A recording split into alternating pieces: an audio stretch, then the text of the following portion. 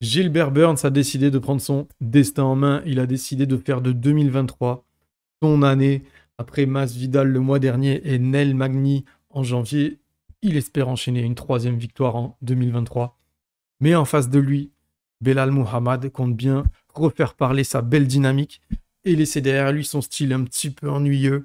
Remember My Name est maintenant un combattant pris au sérieux, un fin stratège du game plan tout en étant agréable à regarder combattre. Yanis, tu me donnes le go et c'est parti. C'est parti.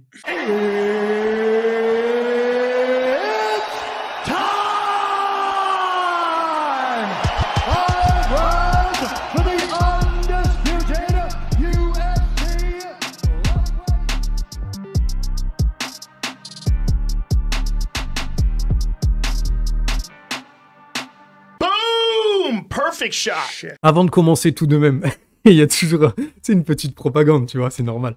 Première chose, déjà, voilà, c'est pour toi. Je suis super content que tu sois là. Je vais pas dire que je suis super content que tu reviennes puisque l'interview est pas encore sortie pour les auditeurs, tu vois. Donc je rappelle, Yanis Guémouri, 11 victoires, une seule défaite, combattant français du Brave FC. J'en dis pas plus attendant l'interview, mais voilà, sois le bienvenu. Je suis, voilà, comme je le dis, je suis très content de partager ce petit moment avec toi, c'est cool. Merci Nico, plaisir partagé, ça fait plaisir de, voilà, comme on a dit, on peut pas encore le dire, mais de revenir ou de venir sur ta chaîne, c'est toujours un plaisir, donc voilà, on est là, on suit, et c'est avec un grand plaisir qu'on est là. C'est cool, c'est une sorte de nouveau format, tu vois, donc si au terme de ce podcast, vous êtes conquis, n'hésitez pas à réclamer Yanis plus souvent dans le podcast. À mon avis, s'il y a des petits commentaires positifs, ça nous encouragera à recommencer, tu vois. Voilà, c'est cool. Vite fait en termes d'actu, comme d'hab, il y a ton interview qui est dans le four, elle attend, elle est cuite à point, elle est juste en train de réchauffer. Il y a celle de David Tonacrol, combat à Ares 15, donc au moment où vous allez écouter ce podcast, elle sera sûrement déjà sortie. J'attends un banger du Japon, j'attends un banger du KSW, du Cage Warrior et de l'UFC, mais voilà, si on fait un 4 sur 4, on dit comment? On dit un grand chelem? Franchement, ça serait magnifique. Si je fais un 0 sur 4, un back-to-back, tu vas faire. Franchement, j'aimerais bien. Après, voilà, si c'est un 0 sur 4... Non, je pense pas. Les 4, là, c'est des grosses ambitions, donc on verra. Voilà. Et pour le reste, comme d'hab, abonnez-vous à la chaîne. Il y a la petite nouveauté, là, j'ai vu sur YouTube, j'en ai vite profité. Vous pouvez dès maintenant rejoindre la petite souscription mensuelle pour m'encourager un petit peu. J'ai mis à 99 centimes. J'ai mis un petit palier à 3 € pour ceux qui sont, voilà, ceux qui sont vraiment envie de soutenir. Et un petit palier à 10 € pour ceux qui sont vraiment chauds. Mais voilà, moi, 99 centimes, ça me va très bien. C'est le prix d'une baguette de pain. Donc voilà. Sur ce... Et j'ai fini mes petites annonces. Je suis à toi. On peut commencer avec ce combat en welterweight. Le numéro 5 contre le numéro 4. Et je propose qu'on commence par le Chicagoan. Alors on dit Chicagoan, je sais pas si tu savais. Belal Muhammad. Ah ouais? Ouais, c'est... Fallait vérifier. Ça s'écrit Chicagoan ENS ou ANS. Donc tu vois, c'est... Ouais. C'est original, je savais pas, tu vois. Donc... Avec leur... je pense que ça sonne bien. Chicagoans.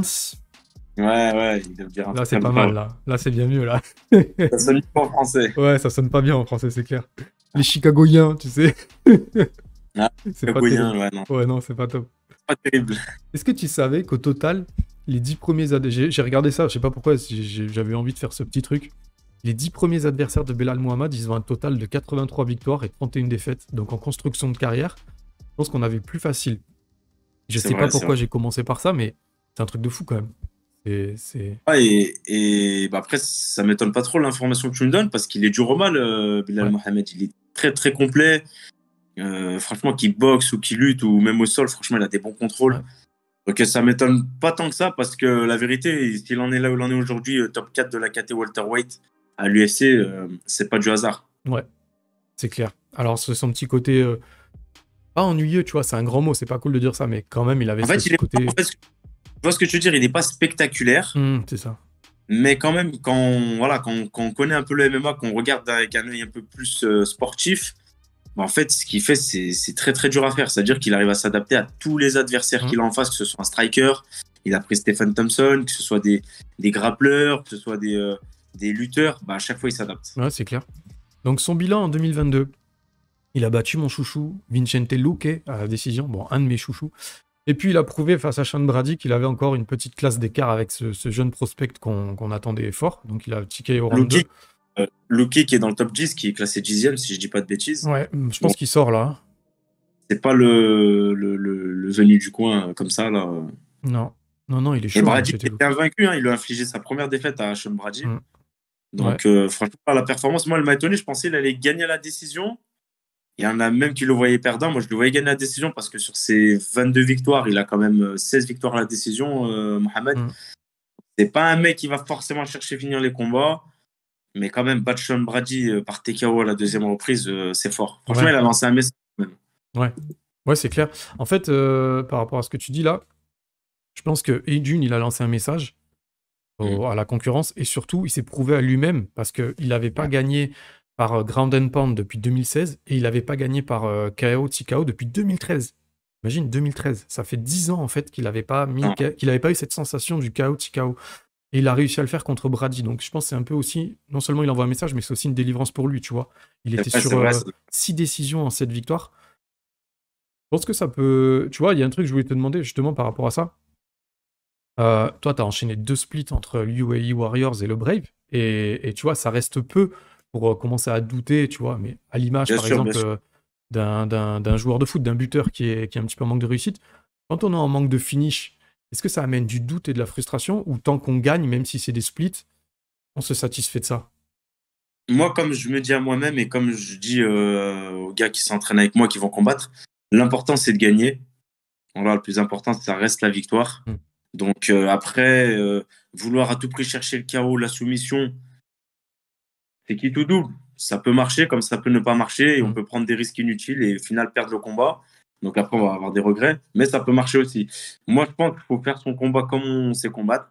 Moi, quand je vais dans la cage, personnellement, là, je me disais pas... les gens me le disaient, hein. Ouais, t'as enchaîné 2 splits, 2 décisions, faut gagner, machin, faut finir le combat. Mais moi, je me prenais pas la tête, tu vois. Si je devais aller en plus, comme par hasard, je prenais Bayer Stepin qui avait perdu qu'à la décision. Donc moi, dans ma tête, je me suis dit, bon, je gagne à la décision, il perd à la décision. Si je gagne, ça va peut-être être une décision. Bon, au final, je n'ai même pas cherché à vouloir finir le combat que j'ai réussi à le finir. Donc non, je pense qu'il faut faire son combat, il ne faut pas se prendre la tête. Et si KO, la soumission, elle doit arriver, elle arrive, quoi. En fait, moins tu te mets la pression et plus finalement peut-être tu débloques aussi la situation, tu vois. Par le feeling, par... Ouais, ok. Ouais, parce que tu te relâches, tu boxes relâché, tu es un peu comme à l'entraînement, donc tu boxes mieux forcément, quoi. Ok. Alors, après, c'est sûr que toi, tu étais sur 2 splits. Mais quand on est comme... Là, il était sur 6, comme je disais, 6 décisions sur 7. J'imagine que tu vois, ça commence à peser. Surtout à l'UFC où ils ont besoin que tu fasses un peu de spectaculaire. Ils doivent te mettre vachement la pression. Je pense que c'est pour ça que d'ailleurs, il n'arrive pas à gravir les échelons rapidement quand même. Parce que ça me fait penser un peu à Khabib à l'époque quand il méritait à un moment donné la ceinture. Mais Dana White, ils ont mis du temps quand même à lui donner sa chance. Et dès qu'il a commencé à mettre des étranglements arrière un peu à tout le monde, des TKO, c'est là qu'ils l'ont donné sa chance. Après, à un moment donné, même s'il gagne tout le temps la décision, mais il gagne tout le monde, on est obligé de lui donner sa chance pour qu'il. Ça me fait penser un peu, on va sortir entre guillemets du sujet, mais à Dariush. Ouais, complètement. Que je serais pas à l'UFC, etc. Mais pourtant, il est super fort. Dariush, j'ai vu son combat contre Gamrot récemment. C'était un combat de fou. C'était un combat de fou. Donc, ton parallèle, il est juste, ouais, c'est vrai. C'est vrai. Dariush, en plus, ce qu'il a, c'est que je crois qu'il vit aux États-Unis, mais il est iranien. Belal, il est pas palestinien. Ouais, c'est ça. C'est vrai qu'il y a un espèce de parallèle assez semblable, quoi. C'est vrai. Mais Belal, je pense qu'il est plus bankable du côté des médias. Tu vois, il a un côté plus... Il a une plus grande aura, quoi. Dariush, il est un peu timide encore. Quoique là, parce que quand même, il joue le jeu quand même des réseaux sociaux, des médias, des presse-conférences, tout ça. Franchement, il joue le jeu quand même. Donc, ça va. Alors, il va combattre contre Burns et je pense, après, il y a quand même Ousmane encore devant, il y a quand même Colby, il y a quand même Khamzat. Après, Khamzat, je ne sais pas si on peut encore le compter en welterweight ou s'il veut monter en middleweight, comme il l'a dit. Mais je pense que celui qui gagnera ce combat, il aura de grandes chances de faire la ceinture derrière. Alors, surtout là, ils ont enchaîné Burns, ça va être son 3e combat. Ouais, c'est clair. Donc, je pense qu'ils veulent lui mettre un petit coup d'accélérateur parce qu'il est en train de performer. Donc, lui, je pense que 2023, s'il gagne là, il fera la ceinture fin d'année. Hein. Ah, Burns, il a une mission là, c'est clair, il est en mission. Ouais. Un truc de fou. Je voudrais juste qu'on termine sur Belal. Tu sais, j'ai l'impression qu'il y a eu une espèce d'avant, un après, et malheureusement, et j'ai l'impression que c'est sur un coup du sort, tu sais. J'ai la sensation que c'est depuis son combat contre Leon Edwards où il y a eu cette époque, il a pris un petit peu en considération certains aspects comme travailler un peu plus le timing, travailler les temps forts et les temps faibles, mais de manière, tu sais, il travaillait déjà beaucoup les temps forts et les temps faibles, ce qui faisait que c'était justement un combattant qui allait beaucoup à la décision et tout. Et j'ai la sensation qu'il le travaille de manière plus opportuniste, tu vois. Et aussi, là, on vient de voir que clairement, il peut refaire à nouveau confiance à sa puissance. Je le trouve beaucoup plus audacieux et aussi un petit peu plus sûr de là où il souhaite emmener le combat, en fait. Tu sais, il fait pas que, tu vois, il drive un peu plus le combat, tu vois, plus agressif, plus précis et tout. Et sur ces petits points faibles, entre guillemets, j'ai l'impression que ça lui a aussi, ça lui coûte un petit peu plus dans les combats qui traînent un peu, la garde un peu basse, les vieux réflexes de jab isolé, tu vois, pour maintenir la distance, où du coup, il fait durer comme ça. Par exemple, il va enchaîner des passes où il va mettre 10 jabs, mais sur une période extra longue, où entre chaque jab, il va tourner, il va feinter et tout. Ça fait durer, tu vois. Et lui, voilà, je le trouve beaucoup dans ça, dans le temps fort, temps faible, jab, prise de distance et tout. Je sais pas ce que tu en penses par rapport à ça, mais sur son dernier combat, ça s'est encore confirmé Brady lui a encore mis quelques bons parpaings sur quelques mauvais timings en retrait de buste. Alors avant d'aborder les points forts, pardon, j'aimerais bien que tu me dises si toi tu vois quelques petits points d'amélioration sur lui.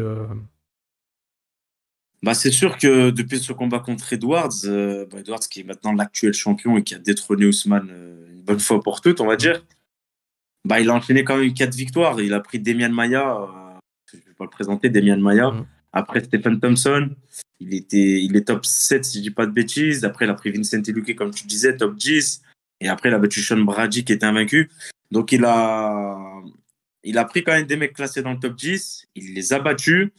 Le dernier, il le finit par TKO. Je pense que, comme on a dit tout à l'heure, en fait, c'est un caméléon, c'est-à-dire qu'il s'adapte à l'adversaire qu'il a en face. Quand on a Demian Maia en face, c'est que même si on déborde en boxe, à aucun moment, il faut se jeter pour essayer de le terminer. Et ça aussi, c'est son expérience, je pense, qui fait le truc. Mais après, c'est sûr que, comme on disait, il n'est pas spectaculaire. Mais voilà, il est très, très intelligent quand il combat. On parle souvent du fight IQ de Volkanovski. Mais Belal Mohamed, c'est ce qui l'a emmené là où il est aujourd'hui.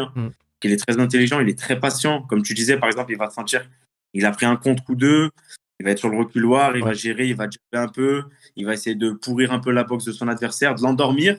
Et dès qu'il leur a remis un faux tempo, là, il relance sur sa boxe, sur ses enchaînements, sur ses combos. Donc, sur ça, ouais, je suis d'accord. Il arrive bien, il arrive mieux, je dirais même, à gérer temps fort, temps faible, temps fort, temps faible. Il varie mieux et c'est ce qui fait que là, bah, pour l'instant, il gagne tout le monde.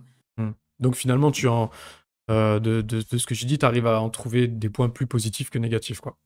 Ouais, c'est ça. Bah, franchement, et en plus, là, il va prendre Burns. Là, ça y est, il va taper le top 5. C'est clair. Donc, tu es obligé d'être encore plus vicieux dans la cage, de faire parler ton expérience, etc. Donc là, il va prendre Burns. Voilà, c'est quand même, je crois, 27 combats. C'est énorme. Donc, il ne prend pas le combattant classé top 20. La moindre erreur, il va le payer cash. Faut pas qu'il fasse d'erreur. Après, Burns aussi, faut pas qu'il fasse d'erreur. Mais là, la moindre erreur peut se payer cash. Ouais, c'est clair. Bah, ouais, des deux côtés. Et je pense que je veux pas qu'on mélange tout, tu vois, mais j'ai la sensation par rapport à ce que tu viens de dire que c'est celui qui risque d'en commettre le moins. Je sais pas si tu vois ce que je veux dire, tu vois. C'est le combattant le plus prudent des deux, quoi. Là, c'est exactement ça. C'est celui qui fera le moins d'erreurs. Parce que le haut niveau, le très très haut niveau, et là où ils en sont, c'est ça. C'est celui qui commet vraiment le moins d'erreurs, qui prend vraiment les bonnes décisions dans la cage, qui va en sortir vainqueur. Moi, je te mens pas. Comme je te disais, ce combat, je le vois durer quand même. Donc, ça va être compliqué. Il faut vraiment pas faire d'erreur à ce moment-là. On va aborder ses points forts. Est-ce que tu veux commencer à me distiller ces petits points forts qui te paraissent évidents? Comme je te disais là, on en a un peu parlé malgré tout. Son intelligence de combat, franchement, il est super intelligent. Et je dirais son expérience aussi, parce que il a énormément de combats. Mais quand on voit comment il a réussi à déborder Brady, alors que c'était relativement serré au premier round, C'est vrai. on va encore se diriger vers une décision, voilà. Et au final, au deuxième, il a réussi à étouffer, à mettre plus de débit. Il a senti qu'il a touché, il a senti qu'il y avait une faille dans la boxe, que ses coups rentraient bien. Bah, là, il a accéléré. Donc, il a pris sur ça, il a vraiment pris du galon. Il y a aussi sur la lutte, la défense de lutte. Franchement, sur la défense de lutte, il est exceptionnel. Bah, c'est un des meilleurs. Comment? C'est un des meilleurs en termes de stats sur la défense d'amener au sol. C'est ça. Eh ben, franchement, il est puissant, il est solide. Quand on le voit contre la cage, on a l'impression qu'il peut rester des heures. Il est dur à bouger. Il a des membres inférieurs du corps qui sont bien, bien épais. Donc, moi, je dirais vraiment ses défenses de lutte et son intelligence de combat. En fait, on s'en rend pas compte parce que, comme on dit, nous, en tant qu'on va dire de fans de MMA, on trouve qu'il est ennuyeux. Mais en fait, quand on regarde avec le recul, il est super intelligent quand il combat. Et ce qu'il fait, c'est très, très dur. S'adapter comme ça à chaque adversaire, il le fait très, très bien en plus. Donc, moi, je dirais ça. Ok. Tu vois, je te rejoins sur les défenses d'amener au sol qui sont quasi parfaites. Il a des amenées au sol qui sont épuisantes pour l'adversaire. Comme tu dis, ça t'as tout à fait raison. Il se sert de ses. Il a des cuisseaux, le mec, laisse tomber. Il te met une pression sur les cuisses. Il est droit, il a le dos droit, il rentre comme ça.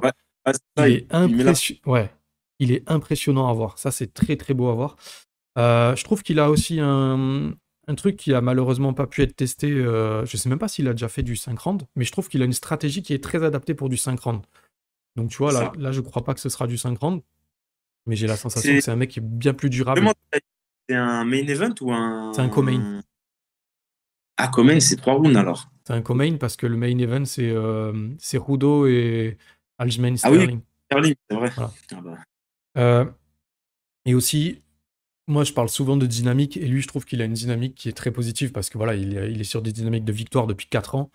Avec 2 à 3 combats par an, tu vois, ça fait 7-8 combats, je crois, enfin 7 sur... non, 6, il y a eu le non-contest. C'est pas mal, tu vois, il est sur une dynamique de victoire assez forte, et il vient de ressentir l'odeur du chaos sur Brady, et ça, c'est un truc de fou quand t'as pas connu ça depuis... Ça faisait 10 ans. Je pense que ça lui a mis un boost de motivation, de confiance, tu vois. Donc je pense que ça, c'est un truc vraiment à souligner. Ouais. Sinon, voilà, pour le reste, pour la défense d'amener au sol, là-dessus, il n'y a rien à dire. De toute façon, il y a les stats qui le prouvent. On va en parler tout à l'heure des stats après. Il y a 2-3 stats qui donnent le tournis, quoi. Donc voilà. Bon, on se rejoint quand même pas mal sur ce. Ah oui, clairement. Alors c'est marrant parce que initialement, quand on discute en message privé et tout, on n'est pas forcément toujours d'accord, tu vois, notamment sur les issues de certains combats qui ont eu lieu à l'UFC. Et c'est d'autant plus... Ça me fait rire parce que du coup... Des fois, je peux m'attendre à ce qu'on ne le soit pas non plus. Et pour l'instant, ça va, tu vois, c'est cool. Pour l'instant, ça va. Peut-être sur Burns. Ben, franchement, faut pas se gêner. Hein. Faut pas se gêner. Hein. Non, franchement, moi, je te dis vraiment. Ouais. Et on voit la même chose. Donc, c'est plutôt cool. Ouais, c'est cool. Passons justement à ce cher Gilbert Burns, pensionnaire de la Kill Cliff. Et là, je te fais une petite passe décisive. Parce que voilà, t'as tourné un petit peu à la Kill Cliff. Est-ce que tu peux me donner ton avis perso quand tu as tourné avec Gilbert Burns? Alors, il faut savoir qu'on a tourné sur un round de 5 minutes, mais en grappling. C'était pas en MMA, ni gros grand, ni petit grand, ni de pied-point, ni de lutte. C'était vraiment grappling. Donc, franchement, je l'ai trouvé puissant parce qu'en fait, bon, là, il était hors combat. Donc, il est grassouillet, mais il est épais à la fois, en fait. Il est stock, il est vraiment tonique. C'est pas un combattant grassouillet, hors combat, gros ventre, qui a pas trop la pêche. Il est quand même en forme. Donc, non, je l'ai trouvé très, très puissant, très agressif sur les soumissions, etc. C'est pour ça, bon, de toute façon, c'est pas un secret. Mais non, vraiment, très, très puissant. Et quand j'ai vu après la guerre qu'il a fait à Khamzat, je me suis dit, ah ouais, quand même, bon, je savais que c'est une légende, même du MMA. Hein. Mais voilà, je me suis dit, quand même, je vais pas tourner avec n'importe qui. Ça m'a juste conforté dans ce que je pensais, mais il est vraiment, vraiment puissant et technique. Vraiment technique. Il passe d'une soumission à l'autre, il est fluide, pourtant, quand on voit comme ça sa morphologie, on se dirait qu'au sol, il pourrait être un peu compact, un peu dur. Un peu maladroit. il sait être dur mais fluide à la fois. Donc c'est ce qui le rend très très très très fort. En fait, tu veux dire, comme il était pas hors de forme, mais il était pas en prépa, il était un Voilà. petit peu costaud, un peu pas affûté, et puis Ah. finalement, il est vachement pas svelte, mais vachement flexible. Souple, relâché avec ses hanches, son jeu en dessous, il était Non, c'était c'est énorme. cool. Et j'imagine que des sparring comme ça, mais enfin, sparring de lutte, quoi, mais en 5 minutes, tu dois avoir la sensation de gober des heures d'un coup, non? Tu dois manger Ouais, un tel truc. ouais, et en plus, ce qui est bien, c'est qu'après, il donne des conseils, il explique, voilà, en fonction de chacun. Toi, tu devrais plus faire ça, toi, tu devrais plus faire ça, toi, en fonction de ton jeu, voilà. Non, franchement, en plus, il est grave dispo, il est cool, il est super gentil. Donc, en plus du combattant, même l'humain, il est. Ouais, c'est génial. il- Et le fait de toi, parce que toi, je rappelle quand même que voilà, t'étais en catch weight, enfin non, catch weight plus, on va dire. Toi, normalement, c'est en bantam. Là, on est sur des welter. Ouais. Quand t'es en grappling comme ça, tu morfles bien, non? 2-3 KT d'écart. Ça va, ouais, ça va, ça va. Après, vraiment, moi, ce qui m'a le plus choqué, hormis sa puissance, c'est quand même sa technique. Franchement, il a été. Franchement, il tente une soumission, tu sors, il en tente une autre, tu sors, il en tente une Ah, tu autre. respires pas, ouais. Ouais, en fait, tu te dis, il s'arrête pas, le mec, en fait. Ok. C'était à l'occasion de quoi? C'était une prépa avec Fares, un truc comme ça? C'est ça, moi, j'avais rejoint Fares qui était là-bas depuis quelques semaines, et moi, je suis resté un mois. Lui, en tout cumulé, il a dû faire 2 mois et demi là-bas. Donc, non, je l'avais rejoint, j'avais fait un mois là-bas, et c'était un vendredi, parce que c'est le vendredi où ils font le grappling. Vendredi matin, donc c'est lui qui donnait le cours, donc logique. Et à la fin, on finit par faire des rounds et je lui ai demandé de tourner avec moi, il m'a dit avec plaisir et voilà. C'était une bonne expérience même pour moi. Ah, c'est cool. C'est cool, t'as bien fait. C'est Douligno. cool. Bah, merci pour la petite anecdote, tu vois, ça fait plaisir. Ouais. Ça fait plaisir. Alors, Gilberto Durinho Burns, on sait que c'est son 3e combat de l'année, le 2e en 2 mois. Ouais, je pense que comme toi, comme moi, je pense que la première chose qui nous vient en tête, c'est directement, tu vois, de parler des cuttings. En plus, tu disais qu'il était un peu costaud, tu vois, hors combat. Moi, j'espère que ça impactera pas trop sa fight week. Je me suis quand même, je dis, quand même, c'est un argument, tu vois, pour moi, c'est important. 3 cuttings en 5 mois. Donc, soit le mec, il veut s'acheter une Tesla, soit il a 10 gamins, soit il est vraiment dans la forme de sa vie, je sais pas. Mais toi, est-ce que tu cutterais 2 fois en 2 mois, et voire 3 fois en 5 mois? Bah après, j'ai envie de te dire, si il pense qu'il peut pas le faire, il signe pas le contrat, il combat pas. Donc je pense que quand même, s'il signe le contrat, en plus voilà, je pense que les chiffres, ils ont dû être bien arrondis parce que voilà, il enchaîne comme ça ses combats, ce qui est pas prévu à la base, hein, d'enchaîner comme ça. Un combat, il a combattu il y a quand? Il y a 2 semaines déjà. Qui est Burns? Ouais, contre Masvidal. Non, c'était il y a 3 semaines, non? Il y a eu 3 2 semaines. Fight Night là. Donc déjà, Ouais, c'est là, ça fait. Ouais, et là, ça va faire un mois ce week-end. exactement. Ouais, Donc, donc voilà. donc il aura un mois et une semaine après son combat, on va dire. Ouais. Donc voilà, ça reste quand même rapproché, surtout qu'il avait enchaîné 2 combats. Donc non, non, je pense qu'il a l'habitude. Après, ça va l'impacter. Je pense que ça va quand même l'impacter un peu. On a beau dire ce qu'on veut.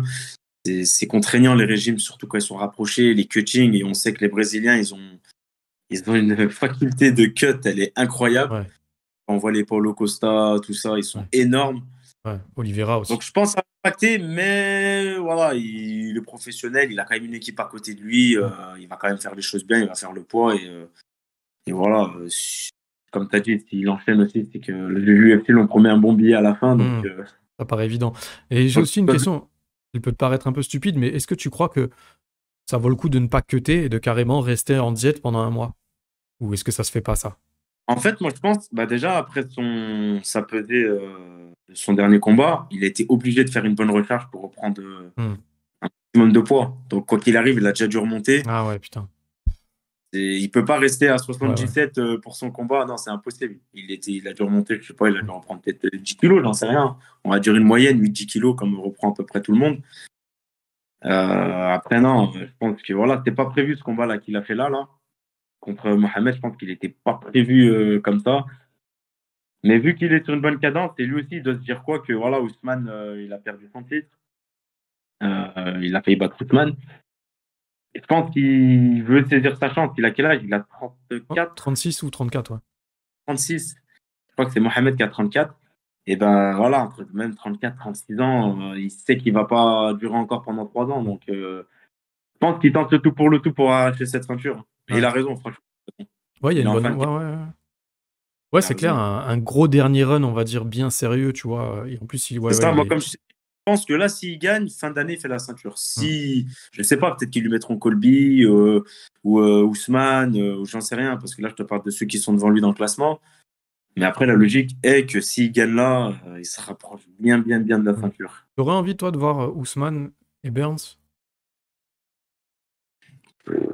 J'ai envie de te dire oui, parce que Burns, il était quand même à 2 doigts de le battre au Hmm. début du combat. Hmm. Après, j'ai envie de te dire non, parce qu'on a déjà vu ce combat. Je préférerais voir un combat qu'on n'a pas vu. Je sais pas, après Hamzat, est-ce qu'il va rester en welter parce qu'il a annoncé qu'il montait en middleweight. Et j'aimerais bien voir quand même une revanche contre Hamzat parce que c'est la première fois que Hamzat gagnait la décision et il a eu du mal. Pareil, hein, il a failli perdre contre Burns parce qu'il envoie des parpaings. Hmm. Donc je sais pas. Moi, je pense qu'il s'il prend pas Colby, autant qu'il fasse sa ceinture directement derrière. Hmm.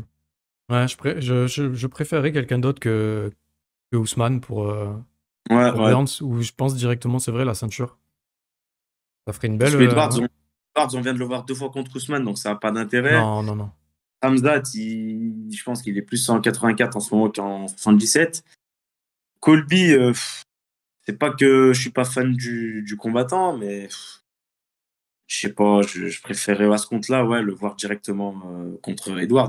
Hmm. Tu sais, j'ai une espèce de truc où je me dis, tu sais, un peu à la manière de Cyril Gane, tu vois, quand t'as eu une chance, une deuxième, si t'as foiré, je dis pas qu'il faut repartir du top 20, mais tu vois, un peu top 8, top 10, tu vois, Ouais, c'est vrai. pour Ouais, te bah parce refaire que un les autres, mental, pour refaire une dynamique, ah, tu vois. Pas faire que du et puis, yo-yo, parce que si tu fais à chaque fois titre, top 5, titre, top 5, tu fais et rouge, puis vert, même les rouge, autres, vert.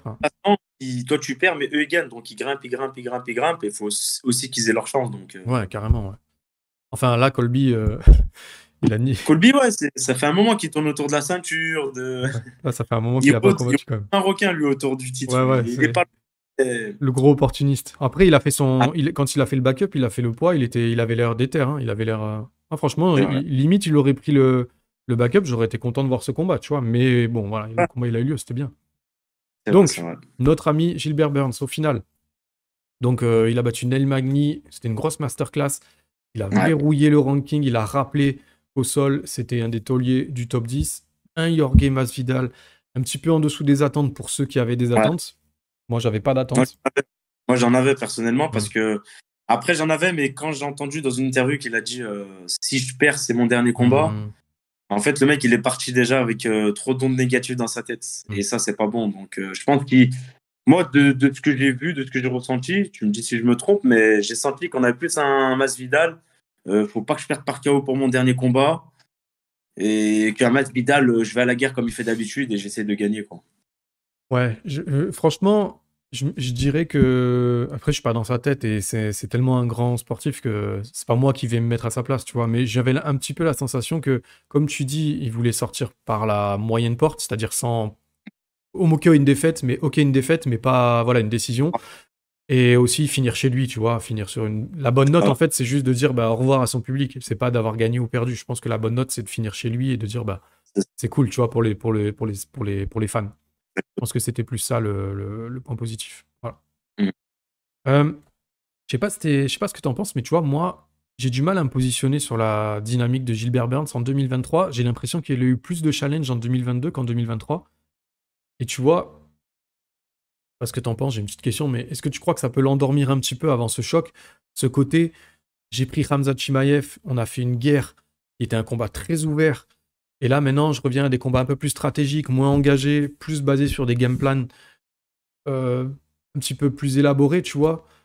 Après avoir pris le Tchétchène au pire moment, il se retrouve avec deux combats un peu plus stratégiques. Tu vois, Neil Magny, qui clairement, bah, il n'y a pas la même. Non, Il y a pas le même.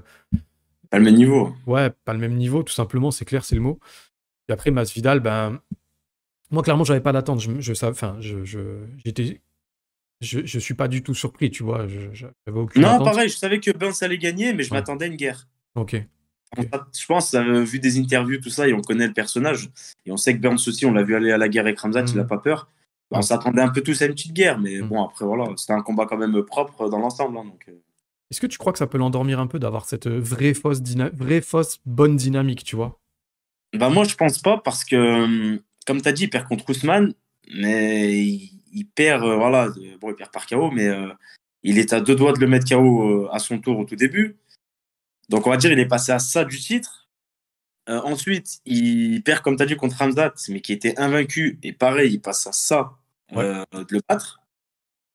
Donc, je pense qu'au contraire, en tant que champion qu'il est, je pense dans sa tête, au contraire, il dit la ceinture, je suis pas loin, je suis à ça, j'étais à ça de battre Ousmane, j'étais à ça de battre Hamzat, et pourtant tout le monde a peur de Hamzat. Il y en a plein qui le refusent, en middleweight ou même en welterweight. Donc, non, non, je pense qu'au contraire, voilà, il a pris, voilà, donc la logique, il a pris Magny, il a pris, bon, Masvidal, voilà, il n'était pas classé dans le top 15. Mais bon, il a pris un mec un peu moins bien classé, ce qui est normal parce qu'il vient de perdre, donc logiquement, dans le classement, il redescend un peu. Il ne va pas prendre un top 3. Mais voilà, au contraire, il nous a montré que bon, voilà, j'ai pris Magny, je l'ai soumis, passons à autre chose. Moi, ce qu'il me faut, c'est l'élite.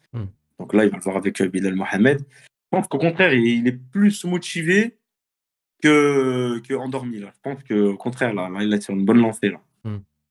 Ouais. J'entends.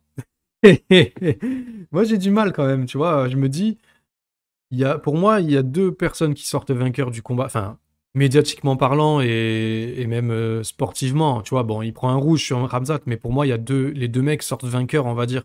Parce que, tu vois, le respect qu'on lui donne, comme tu dis toi-même, personne voulait prendre Ramzat, tu vois. Et lui, il a dit, ok, vous voulez pas, moi j'y vais. Le mec, il a sorti la guerre de l'année. Le combat, il est...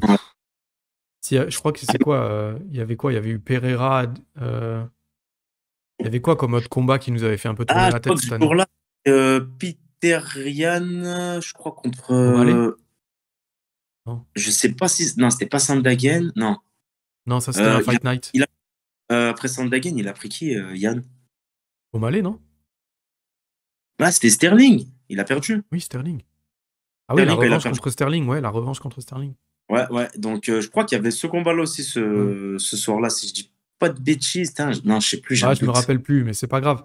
Non, ce que je voulais dire, en fait, au départ, c'était que dans la même année, il y avait eu d'autres combats qui ont fait oublier que c'était un petit peu un des combats de l'année, quoi. Tu vois, on s'est aussi focus sur d'autres combats, alors que c'est un des top 3 meilleurs combats de l'année dernière, quoi. C'est un truc de fou.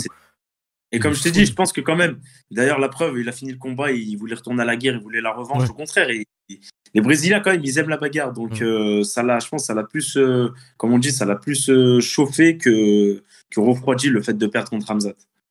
D'ailleurs, il a perdu contre Ousmane. Après, il est revenu. Il a battu Stephen Thompson, qui a un style peu académique en boxe, qui est dur à comprendre dans son jeu. Donc voilà, déjà, il a gagné la décision, mais quand même, il a réussi à le battre. Pourtant, il avait des déficits d'allonge, etc. C'est clair. Et tout de suite derrière, bon, vas-y, tu prends Hamzat, personne ne veut y aller, il y va, il fait une guerre pas possible. Franchement, on a eu toutes les émotions dans ce combat. Non, franchement, je pense que, voilà, après là, il a enchaîné 2 victoires, même si on a eu un Masvidal, entre guillemets, un peu décevant. Non, franchement, là, je pense qu'au contraire, il est sur 2 victoires, il est sur la pente ascendante. Et là, justement, il dit sûrement que s'il bat Mohamed, il fera la ceinture, je pense. Au maximum. Un combat après Mohamed et la ceinture. Mais je me rallie à ta cause. Tu m'as un petit peu convaincu. Je voulais aussi aborder... Psychologiquement, quand on gagne, on est sur 2 victoires, on peut pas être en fait en manque de confiance. Au contraire, on est bien et on tape. Là, il va se battre contre le top 4. S'il le tape, ça y est, c'est la ceinture. Ou au maximum, comme je t'ai dit, il fait un combat et après la ceinture. Ah, il peut être que sur une bonne shape. En plus, je regarde un peu sur Instagram et tout. Franchement, il est motivé, il est déjà en bonne forme. Ouais, il est chaud. Il est chaud. Ah, il est chaud. Alors, avant d'aborder ses points forts, à Gilbert Burns, je voulais juste, tu vois, introduire une petite stat aussi. Techniquement, je pensais que si le combat devait virer en grappling, j'avais l'impression que Gilbert Burns serait peut-être meilleur pour attaquer et Belal meilleur pour défendre. Et je m'appuie sur leur dernière stat, à tous les deux. Belal Muhammad, il est sur 92,7% de takedown défense. Donc on est quand même pas loin des 100%. Il est 6e au classement pound for pound. Donc c'est monstrueux, tu vois. Il est quand même dans un classement. Et donc point de vue défensif, c'est ouf. Contre 47% de takedown défense chez le Brésilien, mais qui passe 43% de ses finishes par soumission. Voilà, donc il se fait amener au sol, mais généralement, il en fait bon usage aussi à 50%. Donc c'est Tu vois, ça me laisse penser, voilà, si le combat des fois, on dit, tu sais, les grappleurs entre eux, ils s'annulent, ils font faire un combat de striking, tu vois, ça s'est vu Ouais. aussi avec Brady. Mais tu vois, là, j'ai le sentiment que si ça devait tourner en grappling, je donnerais un petit avantage au défenseur, à Belal. Je sais pas, qu'est-ce que t'en penses? Ouais, je suis d'accord avec toi. En fait, Burns, sur ses 22 victoires, il a 9 soumissions. Hmm. Mais Belal, il en a qu'une sur les 22. Donc, je pense que les deux ont une grosse défense de lutte parce que franchement, Burns, il nous a montré contre Hamzat qu'il savait ne pas se faire emmener au sol. Hmm. C'est même lui qui essayait d'emmener Hamzat au Hmm. sol à un moment donné, Hmm. tellement c'était fou. Et Bilal, comme on a dit tout à l'heure et tu l'as redit maintenant, il a une grosse, grosse défense de lutte. Ça fait, si, si je dois évaluer, on va dire, une personne entre les deux qui va emmener l'autre au sol, je donne un avantage à Bilal. Et après, il a des gros contrôles au sol, Bilal. C'est pas un finisseur, tu vois, comme je te dis, il a qu'une soumission. Et par contre, c'est vraiment une personne qui a des gros contrôles au sol. Il est fort sur ses Hmm. positions. Donc, ce qui peut un peu faire chez Burns. Donc, moi, comme je suis comme toi, par contre, je donne un petit avantage sur ça pour Belal Mohamed. Hmm. Je pense que s'il l'amène au sol, il gagne le round, tu vois, par le fait de le contrôler, de prendre les points et tout. Et Et tu vois, tout à l'heure, je me demandais si c'était un 5 rounds ou un 3 rounds. Parce que après, on en parlera peut-être après du pronostic, mais il change en fonction de si c'est un 3 rounds ou c'est un 5 bien rounds. sûr. Non, je pense que c'est un 3 rounds.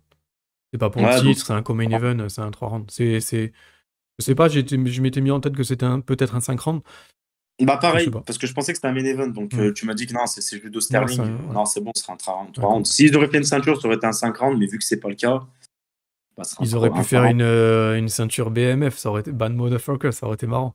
Ça aurait pu, hein. Ouais, ah, ils auraient dû mettre Jazz alors. Parce Ouais, que bon là, Belal, c'est pas laisse-le Jazz, il est trop des gens dans la rue, laisse-le tranquille. Il est wanted, là, je sais pas où, Nouvelle-Orléans, ou je sais pas quoi, là, il est... Ah, il a fini au mauvais endroit, au mauvais moment, lui. Je sais pas, j'espère qu'il s'est barré, hein. Putain, j'espère qu'il est pas resté là-bas, hein. C'est chaud. Ouais. Alors, les points forts de Gilbert Burns. Ben, comme tout à l'heure, tu veux commencer? Bah, si tu veux, hein, moi, personnellement, point fort, je dirais le sol, il n'y a pas de secret. Mm. Quand il est sur toi et qu'il commence à travailler, c'est l'enfer. Mais aussi, je dirais aussi la boxe. Mm. Mm. Franchement, il a vraiment de la dynamite dans les poings quand il frappe. Donc, je pense que Masvidal aussi craignait un peu ça, tu vois. Donc, franchement, je dirais sa boxe et son sol, hein, tout simplement. Mm. Ouais. C'est un guerrier aussi, on peut le rajouter, c'est un point Ouais. fort d'avoir du cœur. C'est pas donné à tout le monde. Il y a des combattants, une fois que ça devient dur, bah, c'est là qu'on voit s'ils ont faim ou pas. Et Burns, sur ça, on a vu que. Mm. Euh, Ah, faut voir pour le terminer, Gilbert. ouais, c'est ça. En fait, en point fort, moi, j'avais noté qu'il avait quand même un sacré menton, même si des fois il fait un petit peu l'ascenseur, il a tendance à vite se relever, il traîne Et pas dans les jambes, ouais. tu vois. Il est extrêmement durable, comme tu dis, il a un gros cœur en temps de guerre. C'est un mec sur qui tu peux compter, voilà, pour nous faire un fight of the night. T'as souligné son striking, ouais, moi je trouvais qu'il était aussi bon debout qu'au sol, donc tu vois, Ouais, ouais. là-dessus on est d'accord. Et je trouve, alors il y avait un point de technique, tu vois, là on énumère des choses qui sont pas forcément liées aux techniques. Je trouvais qu'il avait des bons déplacements latéraux quand il subit les combinaisons adverses. Il refuse un petit peu Ouais. le cadrage, tu vois.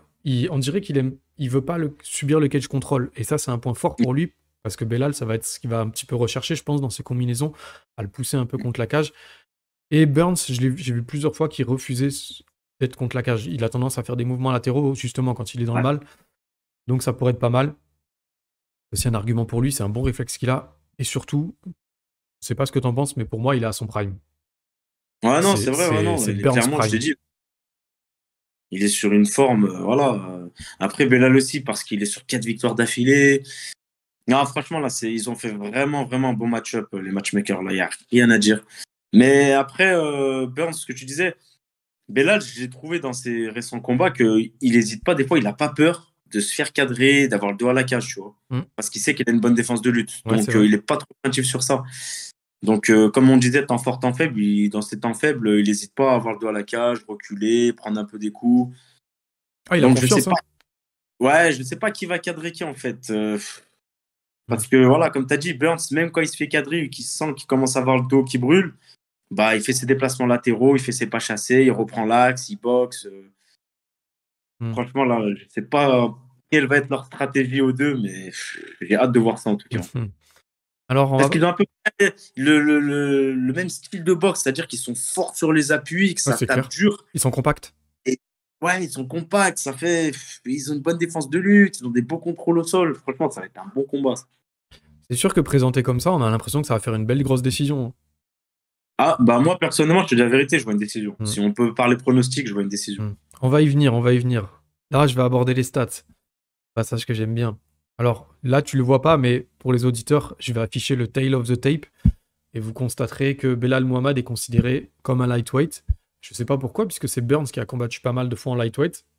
Ouais, au début, ouais. Donc, si quelqu'un sait pourquoi, n'hésitez pas en commentaire à me le dire, ça peut servir. Il a pas fait de lightweight, Mohamed, il en a pas fait. Écoute, j'ai vérifié jusqu'à un certain point, après j'ai arrêté. Et non, j'en ai pas vu. J'en ai pas vu. Je suis peut-être passé à côté, mais si c'est arrivé, ça remonte à...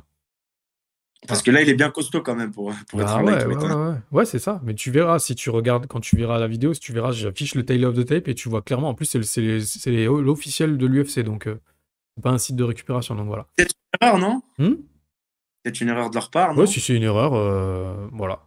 Bah, si c'est une erreur, ils ont qu'à écouter le podcast et ils verront que... Bah voilà. On constate aussi qu'ils auront la même allonge et quasiment la même taille.